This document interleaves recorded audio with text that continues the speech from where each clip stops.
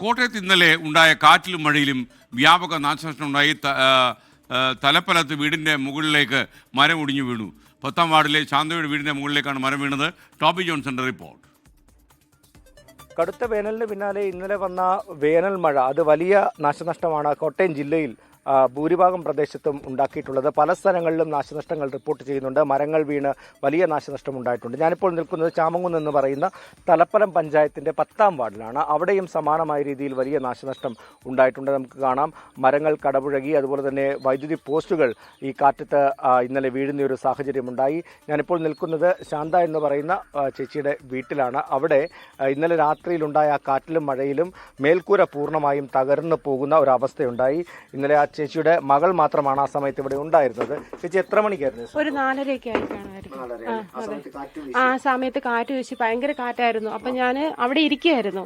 അന്നേരമാണ് ഈ കാറ്റ് വന്നു. അപ്പൊ ഞാൻ കതക് തുറന്ന് നോക്കുമ്പോൾ മരം വീണു. പിന്നെ ഇത് ഷീറ്റ് മൊത്തം അപ്പുറത്തോട്ട് മറിഞ്ഞു പോയി.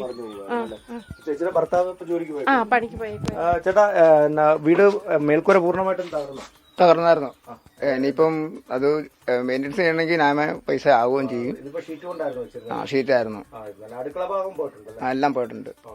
നമുക്ക് ആ അടുക്കള ഭാഗത്തേക്കും കൂടി പോകാം. ആ വലിയൊരു മരം അത് കടപുഴകി ഇവരുടെ അടുക്കള ഭാഗത്തേക്കാണ് വീണത്.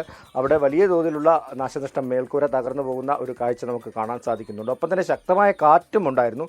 ആ കാറ്റിലാണ് ഈ വീടിൻ്റെ ബാക്കിയുള്ള സ്ഥലത്തെ മേൽക്കൂര കൂടി പറന്നു പോയത്. എന്തായാലും സമാനമായ രീതിയിൽ വലിയ രീതിയിലുള്ള നാശനഷ്ടങ്ങൾ പല സ്ഥലങ്ങളിലും, അതായത് വൈദ്യുതി പോസ്റ്റ് വീഴുക, അതുപോലെ തന്നെ മരം കടപുഴങ്ങുന്ന സാഹചര്യം, കാറ്റുമെല്ലാം ഉണ്ടായിരുന്നു.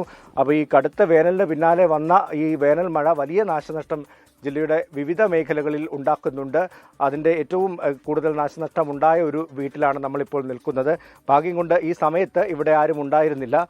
അതിനുശേഷം ഈ തൊട്ട് സമീപത്തുള്ള മുറിയിലായിരുന്നു ഇവിടെ ഉണ്ടായിരുന്നത്.